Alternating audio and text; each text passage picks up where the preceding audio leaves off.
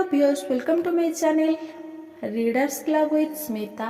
आज हम Napoleon Hill का practical steps to think and grow rich का चैप्टर 1 विचार की शक्ति का दोहन करे पढ़ने जा रहे हैं। सारी उपलब्धियां विचार से शुरू होती है। दरअसल आप ये पुस्तक पढ़ ही नहीं रहे होते अगर आपने पहले इसे पढ़ने के बारे में ना सोचा होता। सफलता पाने के मामले में विचार एक धारणा या इरादे से नहीं अधिक है।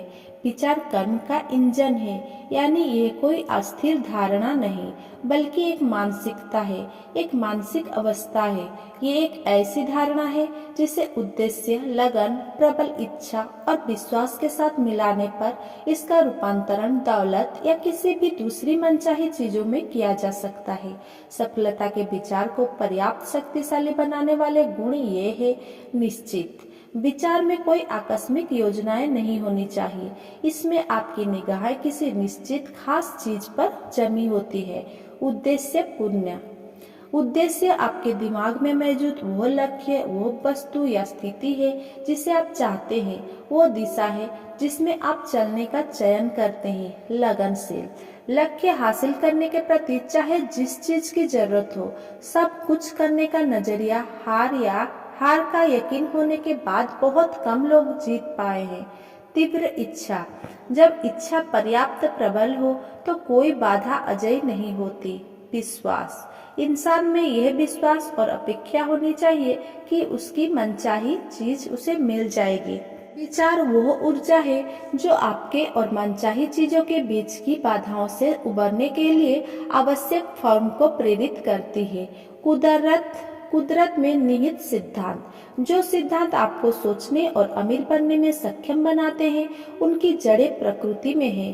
आप आपकी पृथ्वी और हर अन्य भौतिक वस्तु विकासवादी परिवर्तन का परिणाम है, जिसके जरिए पदार्थ के बहुत छोटे छोटे टुकड़े को क्रमबद्ध तरीके से व्यवस्थित और संयोजित किया गया है। यही नहीं, इस पृथ्वी आपके शरीर की अरबों खरबों कोशिकाओं में से प्रत्येक कोशिका और पदार्थ के हर अणु की शुरुआत ऊर्जा के फॉर्मूले रूप से ही हुई है। इच्छा विचार आवेग है, विचार आवेग ऊर्जा के रूप में है। जब आप पैसे का संग्रह करने की इच्छा को विचार आवेग से शुरुआत करते हैं तो आप अपना खातिर उसी चीज को सक्रिय कर रहे हैं जिसका इस्तेमाल प्रकृति ने इस पृथ्वी और इस सृष्टि में मौजूद हर भौतिक स्वरूप को बनाने में किया था, जिसमें वो शरीर और मस्तिष्क शामिल है जिसमें विचार आवेग उत्पन्न होते हैं। जहाँ तक विज्ञान पता लगा पाया है, पूरी सृष्टि पदार्थ और ऊर्जा से बनी है। हर चीज ऊर्जा और पदार्थ के तालमेल से बनी है, जिसमें आसमान में तैरने वाले सबसे बड़े तारे से लेकर रेत के सबसे छोटे कण तक हर चीज शामिल है। अब आप प्रकृति की प्रक्रिया से फायदा उठाने की कोशिश कर रहे हैं। आप इच्छा को इसके भौतिक और आर्थिक समतुल्य में बदलना चाहते हैं और इस काम के लिए प्रकृति के नियमों के अनुरूप ढलने की कोशिश कर रहे हैं। आप यह काम कर सकते हैं, ये पहले भी किया जा चुका है।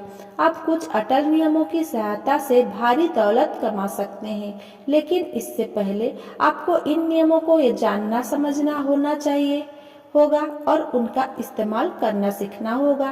दोहराव से और इन सिद्धांतों के वर्णन के हर संभव कोण से देखने के बाद लेखक आपके सामने वो रहस्य उजागर करने वाला है जिससे भारी दौलत कमाई गई है।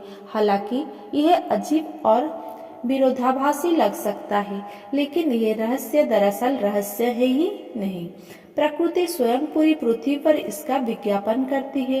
ये रहस्य तारों, अदृश्य ग्रहों, हमारे ऊपर और चारों ओर के परिवेश, घास के हर दिन के और हमें दिखने वाले जीवन के हर रूप में नजर आता है। प्रकृति जीवाविज्ञान के संदर्भ में भी इस रहस्य का विज्ञापन करती है। ये आपके भीतर की एक छोटी कोशिका के रूपांतरण में नजर आता है, जो इतनी छोटी होती है कि पिन की नोक पर भी खो सकती है। इच्छा का इसके भौतिक समतुल्य में रूपांतरण यकीनन इससे ज्यादा चमत्कारी नहीं है। अगर आप इस बात को पूरी तरह ना समझ पाए हो तो हताश ना हो। अगर आप लंबे समय से मानसिक कार्य प्रणाली के विद्यार्थी नहीं हैं, तो आपसे ये अपेक्षा भी नहीं की जाती है कि पहली बार पढ़ने पर ही आप इस अध्याय में बताई सारी बातों को आत्मसात कर लेंगे, लेकिन समय के साथ आप अच्छी प्रगति करेंगे। आगे आने वाले सिद्धांतों कल्पना की समझ का रास्ता खोल देंगे। जब आप इस दर्शन को पहली बार पढ़ते हैं तो जितना समझ में आए उसे आत्मसात कर ले। फिर दोबारा पढ़ने और मनन करने पर आप पाएंगे कि ऐसा कोई ऐसी चीज हुई है जिससे सारी बात स्पष्ट हो गई है और आपकी समझ बढ़ गई है। सबसे बढ़कर इन सिद्धांतों के अध्ययन में ना रुके, ना झिझके, जब तक कि आप ये पुस्तक कम से कम 3 बार ना पढ़ ले, क्योंकि इसके बाद आप सब रुकना नहीं चाहेंगे। आप अपने भाग्य के स्वामी हैं, अपनी आत्मा के कप्तान हैं। जब अंग्रेज कवि W.C. हेनली ने ये भविष्यवक्ता पंक्तियां लिखी थी, मैं अपनी भाग्य का स्वामी हूँ, मैं अपनी आत्मा का कप्तान हूँ, तो उन्हें हमें बताना चाहिए ताकि हम किस कारण अपने भाग्य के स्वामी हैं, अपने आत्मा के कप्तान हैं। कारण ये है कि हमें अपने विचारों को नियंत्रित करने की शक्ति होती है और हमारे विचार ही हमारी वास्तविकता को आकार देते हैं। विचार इस तरह वास्तविकता को आकार देता है। जिस ईश्वर में यह छोटी सी पृथ्वी तैरती है, जिस पर हम रहते हैं और जिसमें हमारा अस्तित्व है, वो ऊर्जा का ऐसा रूप है जो बहुत ऊंची दर पर कंपन कर रही है।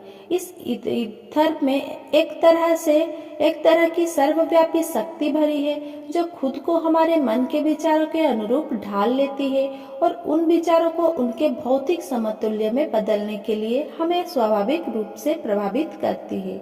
ये शक्ति विनाशकारी विचारों और सृजनात्मक विचारों के बीच भेदभाव नहीं करती है। ये जितनी तेजी से अमीरी के विचार को भौतिक वास्तविकता में बदलेगी, उतनी ही तेजी से गरीबों के विचार को भी भौतिक वास्तविकता में बदल देती है। हम अपने विचार में जो प्रबल विचार रखते हैं, उससे हमारा मस्तिष्क चुंबक जैसा बन जाता है और अज्ञात साधनों से वो चुंबक हमारे प्रबल विचारों से मेल खाने वाली शक्तियों या व्यक्तियों और जीवन की परिस्थितियों को हमारी ओर खींच लेता है। हम भारी दौलत का संग्रह कर सके, इससे पहले हमें अमेरिकी प्रबल इच्छा से अपने मस्तिष्क को चुंबकीकृत कर लेना चाहिए। हमें धन केंद्रित बन जाना चाहिए जब तक कि धन की इच्छा इतनी प्रबल शक्ति बन जाए कि वह इच्छा को दौलत में रूपांतरित कर दे। आप सचमुच अपने भविष्य के स्वामी हैं, अपनी आत्मा के कप्तान हैं। ये प्राकृतिक और स्थायी सत्य इस पुस्तक में वर्णित सिद्धांतों की जड़ में है। ये सिद्धांत इस रहस्य पर से पर्दा हटा देने के आप अपने आर्थिक भाग्य के स्वामी कैसे हैं।